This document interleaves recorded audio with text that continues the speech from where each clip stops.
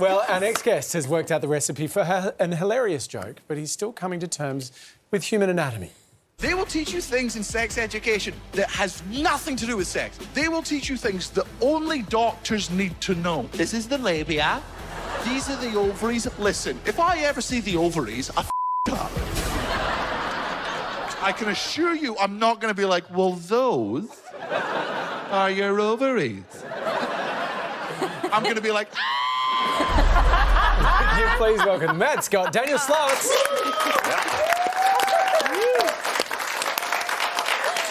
Great to see you. You obviously worked out where the ovaries are because you made a baby. Yes. Well, I mean, I do. I mean, I didn't have to know that to make a baby. I just had to, You didn't get in there? All the years of my teenage watching the internet into practice and, made a mistake, and here he is. You took him to New York recently. How did that go? You know what? Surprisingly well, we feel very bad talking about our child because he's good. Like we took him business class just because I think it's cruel to take a baby into economy as if those people deserve to hear a crying baby. Yeah. So we were like, screw the 1%. We'll go up there. And he was so sound. It turns out he loves business class. So we just ended up drunk on a plane with a baby. And then he smiled at everyone. We got through customs dead easy. Very difficult to explain to a baby what jet lag was, but thankfully he still has no concept of time. Oh, so it went really well. So you made some fantastic friends in New York City, as this photo suggests. How did he react to meeting David Swimmer? Oh, yeah. Well, I for whatever reason, through the madness of comedy in the world, know David quite well.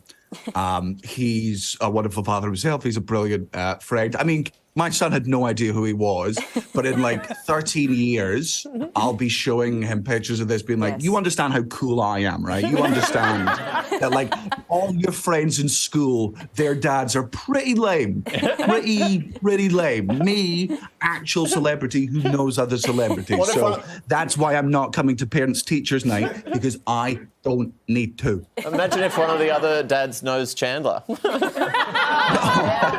Yeah. Fair. Just a little turf war. Daniel, you can prove to us how cool you are next year when you're here for your new show, Can't. Just what are you going to be telling us what we can and can't do? Well, I mean, the show is called Can't for two reasons. One, I get very, very bored of watching terrible comedians hide behind or claim you can't say anything anymore, which is not true. Having said everything and done jokes about everything, I can confirm that nothing is off limits in comedy as long as you are talented. If as a comedian you struggle to say something on stage, look inwards as opposed to outwards.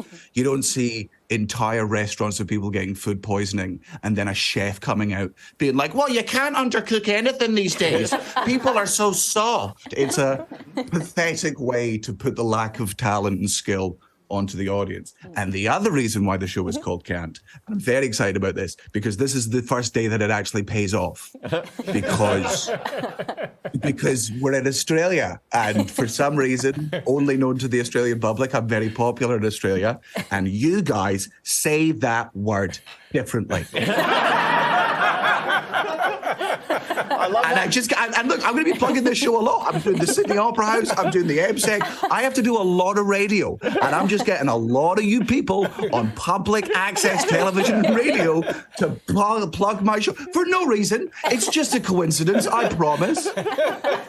You've basically found a way to make people swear on television when they're not allowed to swear and then come up with a fake intellectual reason to begin. Hey, please stop overanalyzing my comedy because that's far too accurate and it hurts.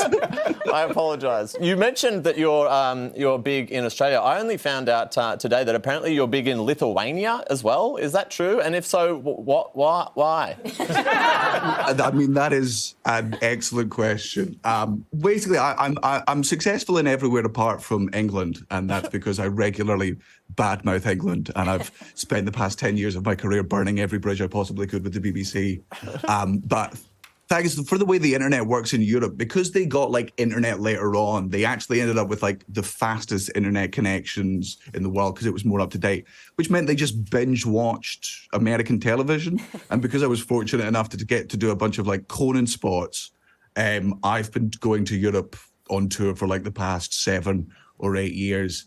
And I mean, it's always been fun, but like this time, I think I'm officially the highest ever selling English speaking act to perform in Lithuania, which is such a niche medal, but it is mine. That's a target for you, Tom. I'm terrified of reading this plug. Head to our website for all the ticket info on Daniel's tour. It's called Can't. In April next year. Daniel Sloss, thanks for joining us. Good.